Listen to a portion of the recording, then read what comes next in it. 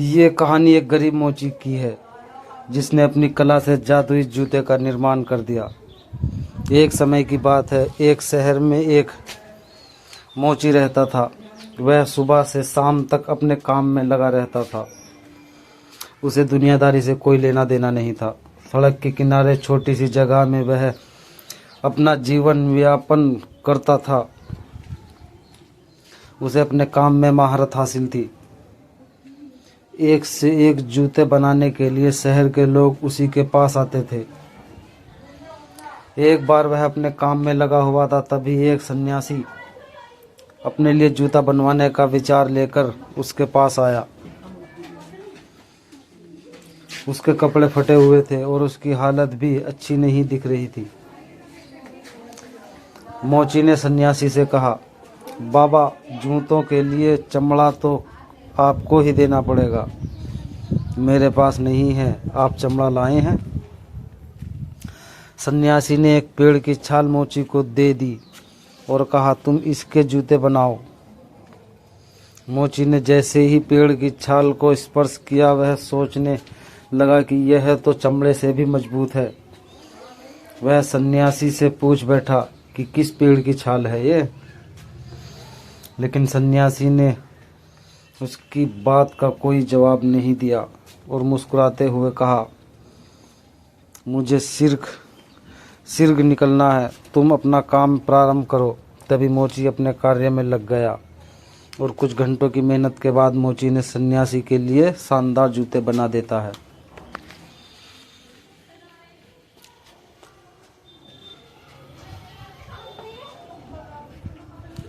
मोची खुशी से सन्यासी को जूते पहनने के लिए बुलाता है।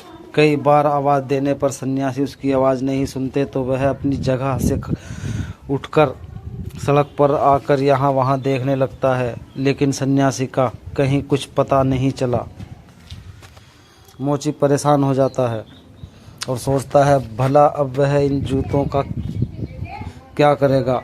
मोची को उसकी मेहनत के पैसे भी नहीं मिले, इसलिए वह थोड़ा नाराज भी था। मोची ने सोचा, चलो शायद थोड़ी देर बाद सन्यासी बाबा आ ही जाएंगे। मोची को बैठे बैठे शाम हो गई, लेकिन सन्यासी वापस नहीं आए। मोची के दुकान बंद करने का समय हो गया। तभी वह सोचता है, थोड़ा सब्जी ले आऊं, और वह वही जूते पहन लेता है जो उसने सन्यासी के लिए बनाए थे। और जैसे ही वह जूता पहनता है, अगले ही पल वह सब्जी मंडी में आकर खड़ा हो जाता है, जहां आने की बात वह मन में सोच रहा था। मोची बाजार के बीच में पागलों की तरह बर्ताव करता है, क्योंकि उसे यह बात बहुत अजीब लग रही थी कि वह इतनी जल्दी यहाँ कैसे पहुँचा। वह सोचता है कि उसे तो सड़क के किनारे होना चाहिए, और अगले ही पल वह सड़क के किनारे खड़ा नजर आता है। अब मोची का दिमाग चलना शुरू हो जाता है।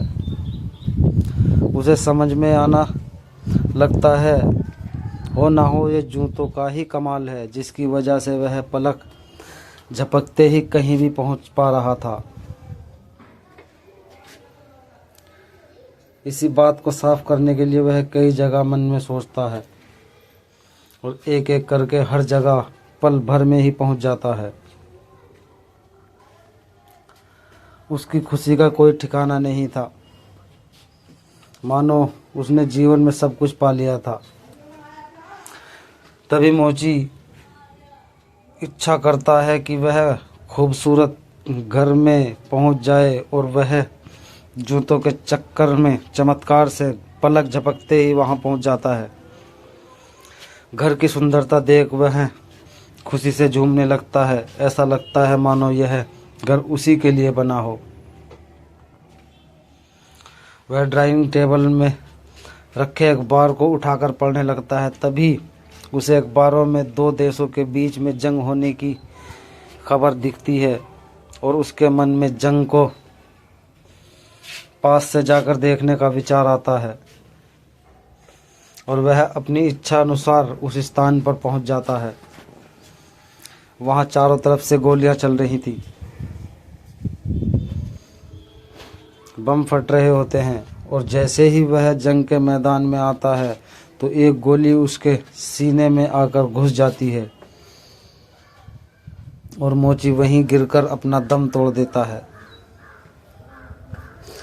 मोची के बिना सोचे समझे किए गए विचार की वजह से उसका जीवन खत्म हो जाता है।